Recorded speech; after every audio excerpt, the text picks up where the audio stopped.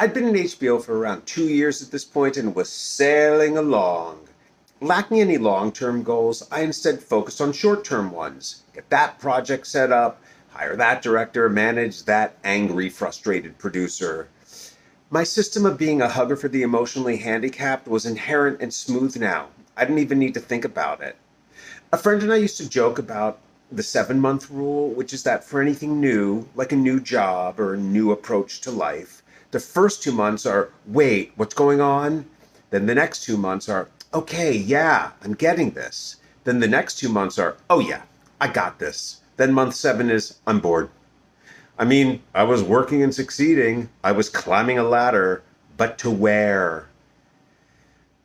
Pam hates that people, in both college and in our early years together in Hollywood, refer to us as a unit, Matt and Pam. She never really articulates why, so I just assume it means I'm too needy or something. The upshot of it is that I have to be hyper aware of whenever she's feeling too Matt and Pam, so I can act super cool and get it when she bails on plans we've made or cuts me out of something we're supposed to do together. Pam divides her world into what she calls vectos, which is vectors without an R. She has a number of different vectos: college friends, work friends, her pickup hockey team friends. Pam is at the center, and the vectos spread out from her in different lines. She hates it when one vecto crosses another. She likes to keep each vecto separate, and I understand that it's my responsibility to accept Pam's need to control who needs to meet whom when and to be okay with it. I want to be someone who can be okay with it, who can go through life like Pam, totally in control and unaffected by those around them.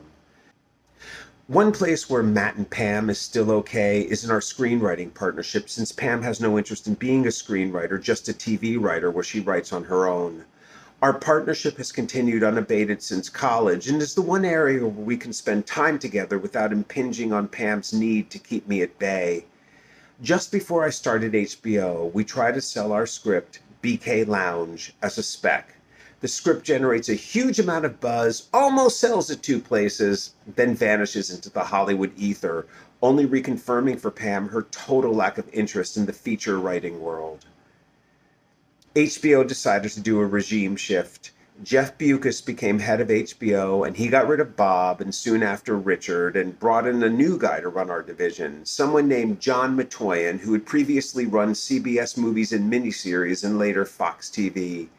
The rumors were that Matoyan had been fired from both jobs and had had some kind of run-in with Rupert Murdoch about something related to TV movies. I didn't really know what was going on, but the whole thing felt like a step backwards for HBO, meaning for me. After all, I wasn't some cheesebag network TV movie executive. I was a classy feature film executive whose movies just happened to be released on TV. I had made something like 8 movies by this point, with more in various stages of development, production, and post. 8 movies may sound like a lot, but to me, it felt like nothing.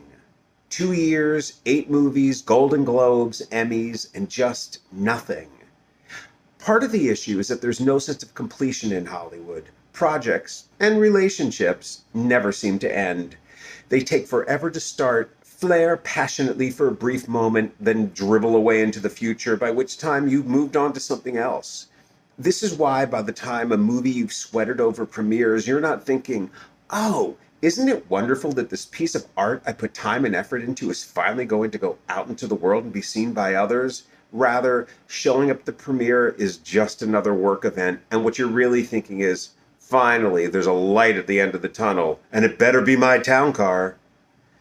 Compounding this problem is that because so many people are involved in making TV and film, the only real way you can define your own contribution is via the negative space. This movie never would have been made if I hadn't been there, may have been a true statement, but isn't it an achievement?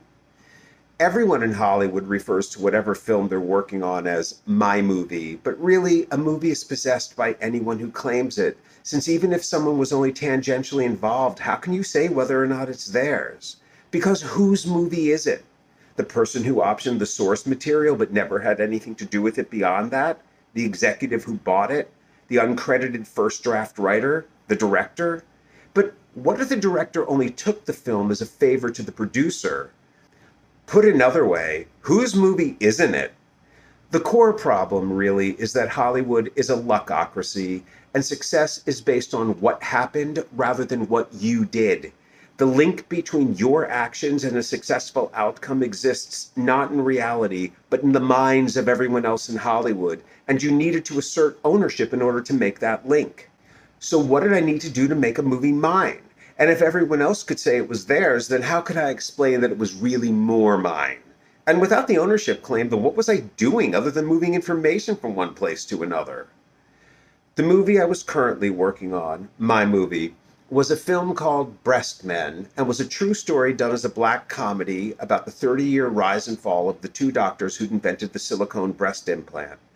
Ellen and I had overseen it from its inception as a magazine article through to the final draft, and I had spent the prior year machinating successfully to get a first timer named Larry O'Neill on board to do a final script polish and direct. The movie was on the verge of being greenlit when Matoyan arrived and put everything into limbo while he figured out what he wanted to do. What are we in? What is this?